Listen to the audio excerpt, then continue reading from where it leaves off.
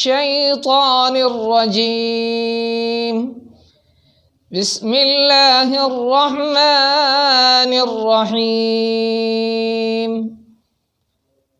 إنا أنزلناه في ليلة القدر وما أدراك ما ليلة القدر ليلة القدر خير من 1000 شهر تنزل الملائكة والروح فيها بإذن ربهم من كل أمر سلام هي حتى مطلع الفجر صدق الله العظيم.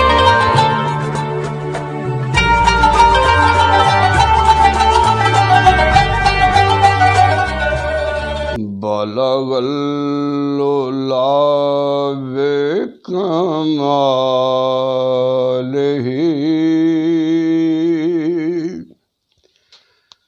کشف الدجی بجمالہ حسن جمیع خصالہ صلوا علیہ وآلہ. یہ حلیمہ بید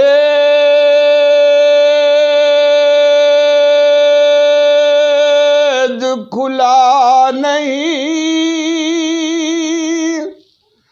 یہ مقام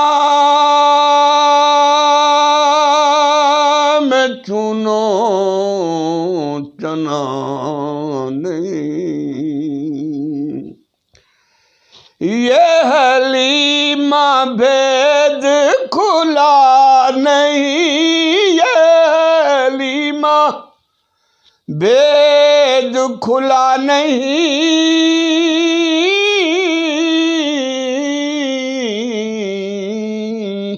یہ مقام چونو چنا نہیں. یہ خدا سے پوچھ وہ کون تھے تیری بکریاں جو چرا گئے. یہ خدا سے پوچھ وہ کون تھے تیری بکریاں جو چرا گئے. بالغ العلا اور جسے چاہا در پہ بلا لیا،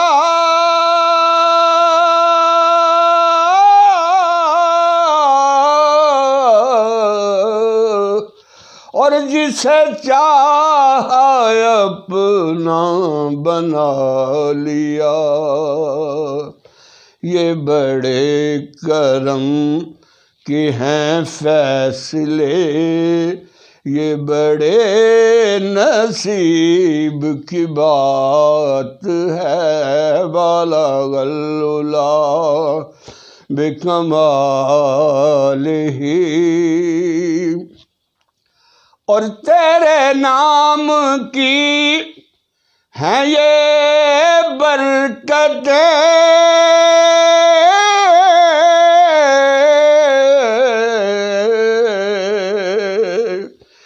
میرے بگڑے کام سنور گئے.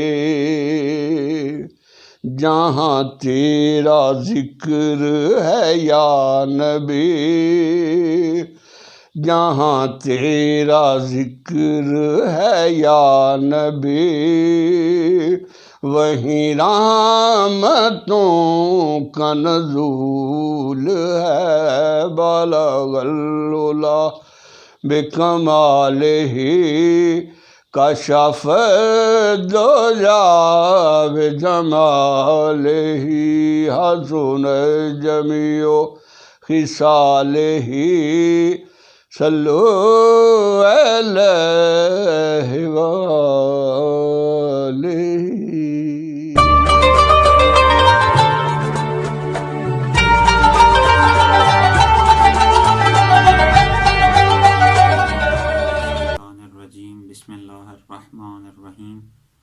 وأفوض أمري إلى الله إن الله بصير بالعباد لا حول ولا قوة إلا بالله العلي العظيم حسبنا الله ونعم الوكيل ونعم المولى ونعم النصير الصلاة والسلام على أشرف الأنبياء والمرسلين وعلى آله الطيبين الطاهرين المعصومين سيما بقية الله في الأرضين روحي وأرواحنا الفداء اعوذ باللہ من الشیطان الرجیم بسم اللہ الرحمن الرحیم انما ولیکم اللہ والرسول والذین آمنوا الذین یقیمون الصلاة ویؤتون الزکاة وهم راکعون۔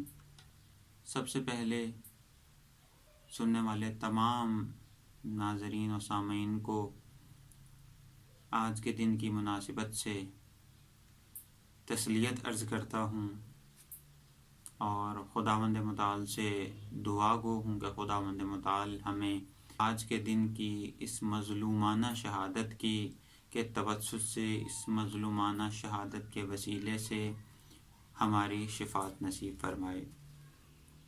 سامعین محترم،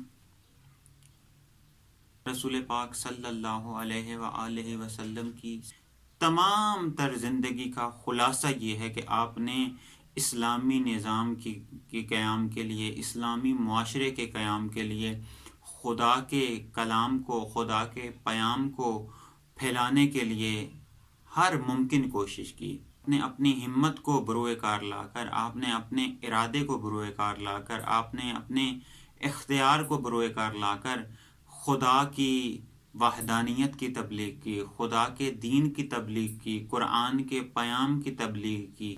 هو الذی بعث فی الامیین رسولا منہم یتلو علیہم آیاتہ ویزکیہم ویعلمہم الکتاب والحکمہ وَإِن كَانُوا مِن قَبْلُ لَفِي ضَلَالٍ مُبِينٍ، یعنی رسول پاک کا جو تزکیہ نفس کرنا تھا، رسول پاک کا جو آیات کی تلاوت کر کے سنانا تھا، رسول پاک کا تمام کام جو رسول پاک نے انجام دیے اس لیے کہ ہم ضلالت مبین سے باہر آ جائیں۔ رسول پاک نے قرآن کی تعلیمات سے، خدا کی وحدانیت سے اور قرآن کے منشور کو عام کر کے لوگوں کو ضلالت مبین سے باہر نکالا۔ یہی وجہ ہے کہ جب حضرت علی علیہ السلام کے ہاتھ میں زمام حکومت آئی، وہ اختیار حکومت ان کے ہاتھ میں آیا، تو آپ نے پہلا نعرہ کیا لگایا؟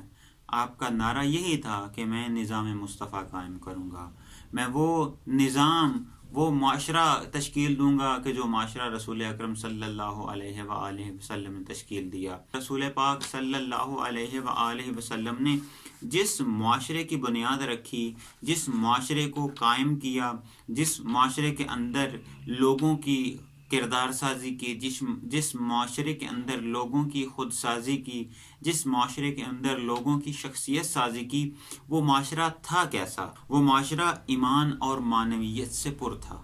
اس کے ساتھ ساتھ یہ ایمان فقط زبانی نہیں تھا، بلکہ یہ ایمان ان کی زندگی میں بھی موجود تھا۔ دوسری خصوصیت اس معاشرے کی یہ تھی کہ اس معاشرے کے اندر عدل و انصاف تھا۔ تیسرا ستون اس معاشرے کا علم اور معرفت تھی۔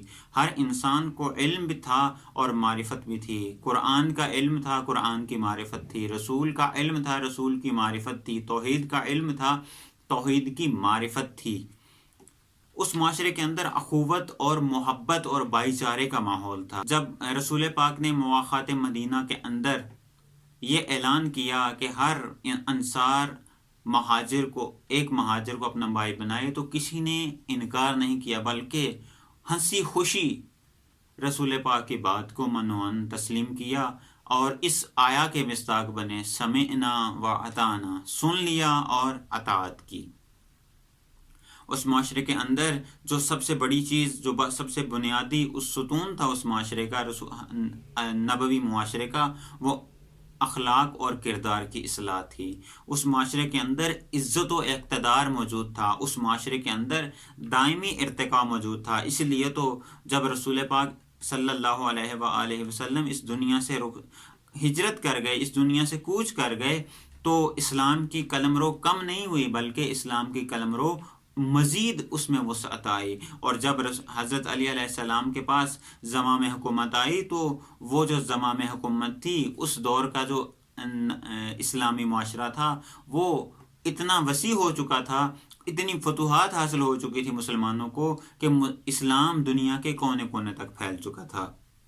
اسی لیے امیر المومنین حضرت علی علیہ السلام نے اپنی زندگی کو رسول پاک کے بتائے ہوئے اصولوں کے اوپر استوار کیا، اپنی حکومت کو رسول پاک کے بتائے ہوئے ان اصولوں کے اوپر استوار کیا کہ جس میں اخوت و بھائی چارہ بھی تھا، جس میں تقوی اور پرہیزگاری بھی تھی، جس میں عدل و انصاف بھی تھا، جس میں کردار کی اصلاح بھی تھی، اخلاق کی اصلاح بھی تھی، جس میں مسلمانوں کی عزت اور عزت نفس کو بھی مجروح نہیں کیا جاتا تھا بلکہ ان کو ملحوظ خاطر رکھا جاتا تھا، جس کے اندر علم اور معرفت عام تھی، جس کے اندر محبت اور اخوت عام تھی۔ حضرت علی علیہ السلام نے ایسی حکومت تشکیل دی کہ جو رسول پاک کے زمانے میں متشکل ہوئی تھی، اور حضرت علی علیہ السلام کی زندگی کا جو منشور تھا، حضرت علی علیہ السلام کی جو زندگی کا آئین تھا، حضرت علی علیہ السلام نے اپنی زندگی کو جس نقطے کے اوپر آ کر آغاز کیا رسول پاک کی زندگی میں، اور رسول پاک کے بعد جس طرح کی زندگی گزاری، ان میں فقط اور فقط ایک ہی نقطہ ہمیں ملتا ہے، اور وہ کون سا نقطہ ہے کہ خداوند متعال نے جتنی صلاحیتیں آپ کو دی ہیں، خداوند متعال نے جتنا آپ کو ہمت اور حوصلہ دیا ہے، آپ اس کو بروئے کار لا کر اسلام کی سربلندی کے لیے، دین کی سربلندی کے لیے، توحید کی سربلندی کے لیے، خدائی نظام کی سربلندی کے لیے، اخوت و بھائی چارے کی سربلندی کے لیے، اور اپنی کردار سازی کے لیے، اپنی اصلاح کے لیے، اپنے اخلاق کی اصلاح کے لیے، معاشرے کے اخلاق اور اصلاح کے لیے اس کو صرف کیا جائے۔ حضرت علی علیہ السلام کی زندگی کا سب سے نمایاں جو خصوصیت یہ تھی کہ آپ نے اپنی زندگی کو اسلام کے لیے وقف کر دیا تھا۔ جب بھی ہم حضرت علی علیہ السلام کی سیرت کے بارے میں بات کریں، جب بھی ہم حضرت علی علیہ السلام کی کردار کے بارے میں بات کریں تو فرقوں سے بالاتر ہو کر بات کریں۔ حضرت علی علیہ السلام کی شخصیت کے اندر وہ کون سی نمایاں خصوصیات تھیں کہ جنہوں نے حضرت علی علیہ السلام کو اس مقام تک پہنچایا۔ حضرت علی علیہ السلام کی جو شخصیت کے اجزائے ترکیبی تھے، جو جن اجزاء سے مل کر حضرت علی علیہ السلام کی شخصیت بنی، ان میں سب سے پہلا جز زہد تھا، یعنی حضرت علی علیہ السلام با تقوی ترین انسان تھے۔ اس کے بعد دنیا سے بے رغبتی۔ حضرت علی علیہ السلام نے 3 دفعہ دنیا کو طلاق دی اور یہ کہا، یا دنیا غری غیری، اے دنیا تو کسی اور کو جا کے دھوکہ دے، علی تمہارے دھوکے میں آنے والا نہیں۔ اس کے بعد حضرت علی علیہ السلام کی جو تیسری برجستہ جز تھا حضرت علی علیہ السلام کی زندگی کا، وہ علم تھا، کہ جس کے بارے میں اہل سنت کی متعدد روایات موجود ہیں۔ صحیح بخاری میں یہ روایات متعدد مرتبہ تواتر کے ساتھ موجود ہے کہ رسول پاک نے فرمایا، انا مدینۃ العلم وعلی بابها، میں علم کا شہر ہوں اور علی اس کا دروازہ ہے۔ اس کے بعد عدالت، آپ کی پوری زندگی عدالت کے محور میں گھومی ہے۔ ہم بھی اگر اس نقطے کے اوپر عمل پیرا ہو جائیں تو آج تمام مشکلات، تمام مسائل ہمارے حل ہو سکتے ہیں۔ اس کے بعد حضرت علی علیہ السلام کی جو شخصیت کا ایک جز تھا، عدل و انصاف تھا، معاشرے کے اندر عدل و انصاف قائم کرنا ہے۔ آپ کی زندگی کا ایک اور جز، آپ کی شخصیت کا ایک اور جز صبر اور بصیرت تھا۔ آپ کی زندگی اور شخصیت کا ایک اور جز حق کا ساتھ دینا تھا۔ الحق مع علی و علی مع الحق، حق علی کے ساتھ ہے اور علی حق کے ساتھ ہے۔ خدا کی رضا کے لیے مولا علی علیہ السلام نے زندگی گزاری، سادہ زیست۔ مولا علی علیہ السلام بہت سادہ زندگی گزار تھے۔ ایک آپ کا صحابی بیٹھا ہوا تھا تو آپ نے اپنے اس صحابی سے پوچھا کہ یہ بتائیے کہ آپ کی نگاہ میں اس جوتی کی کیا قیمت ہے؟ تو وہ صحابی فرماتے ہیں کہ یا علی، یہ وہ جوتی ہے کہ جس کے اندر پیوند لگا ہوا ہے، اگر اس کو آپ کہیں کوڑے کے ڈھیر میں پھینک دیں تو اس کو کوئی اٹھائے گا نہیں۔ تو مولا علی علیہ السلام فرماتے ہیں کہ جس طرح اس جوتی کی قدر و قیمت اتنی گر چکی ہے کہ اگر اس کو پھینک دیا جائے تو اس کو کوئی اٹھائے گا نہیں، علی کی نگاہ میں دنیا ایسی ہے۔ آپ کی شخصیت کا جو برجستہ ترین جو جز ہے وہ یتیموں کا سہارا بننا ہے۔ حضرت علی علیہ السلام در حقیقت آیات کا تجسم تھے۔ حضرت علی علیہ السلام در حقیقت آیات کی عملی تفسیر تھے۔ وَيُطْعِمُونَ الطَّعَامَ عَلَى حُبِّهِ مِسْكِينًا وَيَتِيمًا وَأَسِيرًا۔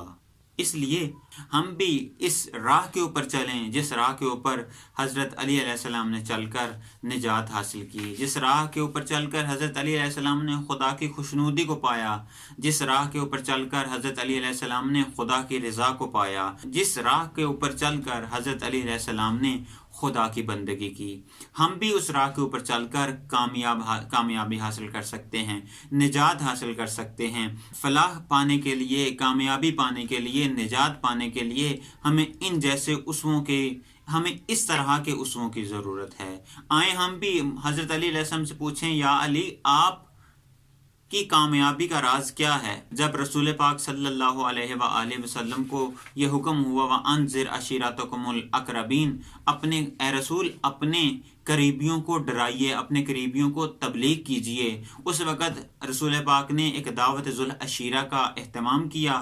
دعوت ذوالعشیرہ کے اہتمام کے بعد آپ نے تمام اپنے خاندان کے سرداروں کو بلایا اور کیا کہا کہ میں تمہارے لیے ایک ایسی چیز لایا ہوں جو نہ صرف تمہیں اس دنیا میں کامیاب کرے گی بلکہ آخرت میں بھی تمہاری نجات کا ضامن ہوگی۔ کون ہے جو اس راہ میں میری مدد کرے؟ مجھے یاد ہے ہم کلاس سیوم یا چہارم میں تھے، اسلامیات کی کتاب کے اندر یہ دعوت ذوالعشیرہ کا واقعہ درج تھا اور اس کے اندر یہی الفاظ تھے کہ رسول پاک نے اپنی مدد کے لیے، اسلام کی مدد کے لیے تمام اپنے قریش کے سرداروں کو کہا کہ کون ہے جو میری اس راہ میں میری مدد کرے گا۔ 3 دفعہ کہا تو تینوں دفعہ حضرت علی علیہ السلام اٹھے۔ اس وقت حضرت علی علیہ السلام کی عمر 12 یا 13 سال تھی، تو حضرت علی علیہ السلام نے فرمایا، یا رسول اللہ اگرچہ میری پنڈلیاں کمزور ہیں، اگرچہ میں بچہ ہوں، لیکن میں آپ سے وعدہ کرتا ہوں اس راہ میں آپ کی مدد کروں گا۔ تو حضرت علی علیہ السلام نے وہاں نہیں کہا کہ میں کامیاب ہو گیا۔ اس کے بعد شب ہجرت آیا نازل، آپ رسول کے بستر پہ سوتے ہیں، آپ نے نہیں کہا کہ میں کامیاب ہو گیا۔ اس کے بعد آیا نازل ہوتی ہے وَمِنَ النَّاسِ مَن يَشْرِي نَفْسَهُ ابْتِغَاءَ، آپ نے نہیں کہا میں کامیاب ہو گیا۔ رسول پاک جب مدینہ پہنچ جاتے ہیں، آپ بھی مدینہ پہنچتے ہیں، رسول پاک نے آپ کو اپنا بھائی بنایا۔ صحیح بخاری کے اندر یہ حدیث موجود ہے، یا علی انت اخی فی الدنیا والآخرہ، اے علی میں تمہارا بھائی ہوں، یا علی انت میں تمہارا بھائی ہوں اس دنیا میں بھی اور آخرت میں بھی۔ حضرت علی نے نہیں کہا میں کامیاب ہو گیا۔ جنگ بدر کے اندر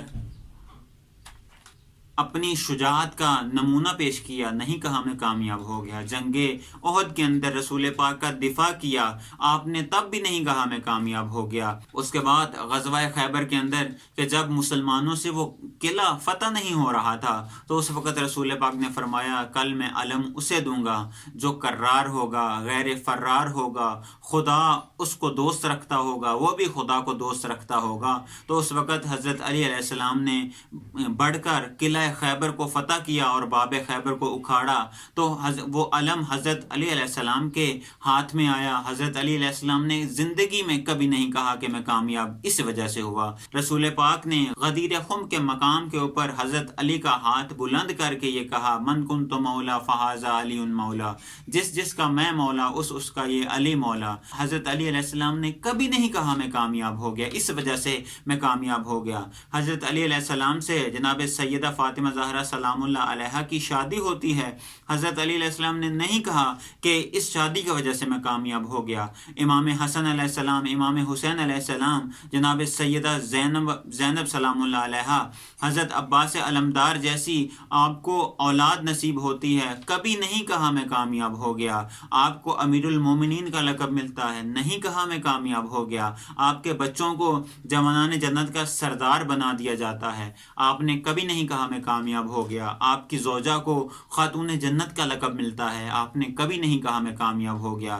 آپ کے پاس حکومت آتی ہے، آپ نے کبھی نہیں کہا میں کامیاب ہو گیا۔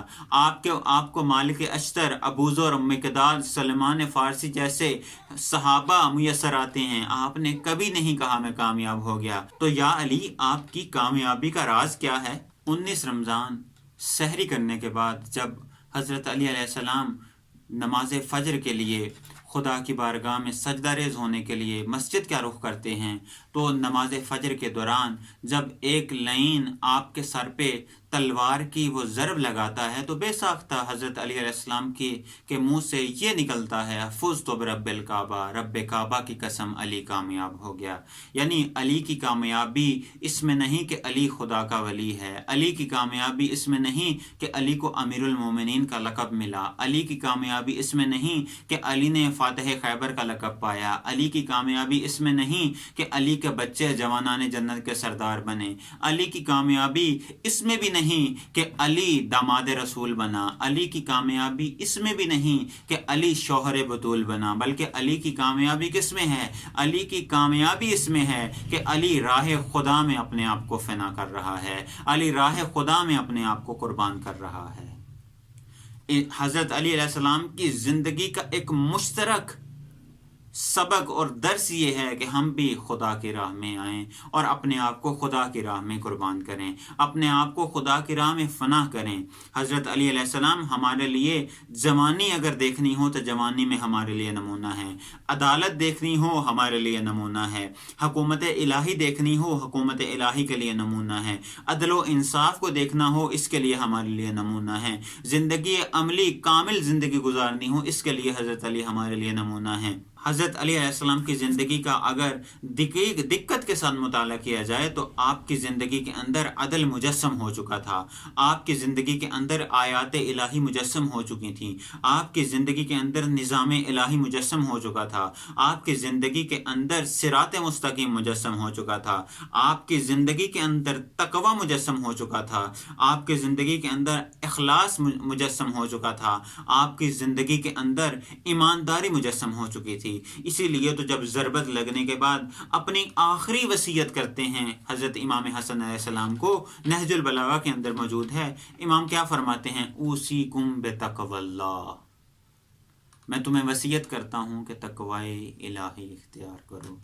اس لیے ہمیں چاہیے کہ ہم بھی اپنی زندگی کو ان اصولوں کے اوپر گزاریں جن اصولوں کے اوپر حضرت علی علیہ السلام نے گزارا، اور حضرت علی علیہ السلام کا نام لے لینے سے مشکلات حل نہیں ہوں گی۔ علامہ اقبال اسی لیے تو فرماتے ہیں زبان سے کہہ بھی دیا لا الہ تو کیا حاصل، دل و نگاہ جو مسلمان نہیں تو کچھ بھی نہیں۔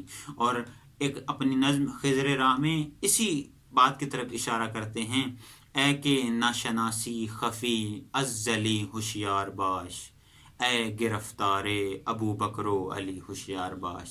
آج ہم فرقہ واریت میں چلے گئے، جبکہ ہمیں کس چیز کی طرف آنا تھا؟ ہمیں کردار کی طرف آنا تھا، ہمیں کردار علی کی طرف آنا تھا، ہمیں گفتار علی کی طرف آنا تھا، لیکن ہم نے حضرت علی کو فرقہ وارانہ گفتگو میں شامل کر دیا، ہم نے حضرت علی علیہ السلام کو فرقہ وارانہ محافل میں تقسیم کر دیا، ہم نے حضرت علی علیہ السلام کی سیرت کو فرقہ وارانہ بنا دیا، جبکہ حضرت علی علیہ السلام فرقہ وارانہ گفتگو سے بالاتر ہیں، حضرت علی علیہ السلام فرقوں کی باتوں سے بالاتر ہیں، حضرت علی علیہ السلام خدا کے ولی ہیں، نہ کہ کسی ایک فرقے کے امام یا ولی ہیں، بلکہ ہر انسان کے لیے کامل نمونہ ہے، کامل انسان کا نمونہ ہے۔ اور آج چونکہ ان کی شہادت کا دن ہے، آج ہم ان کی شہادت کے دن آئیں اور یہ عہد کریں کہ ہم اس تمام فرقہ وارانہ باتوں سے، ہم تمام فرقہ واریت سے بالاتر ہو کر، ہم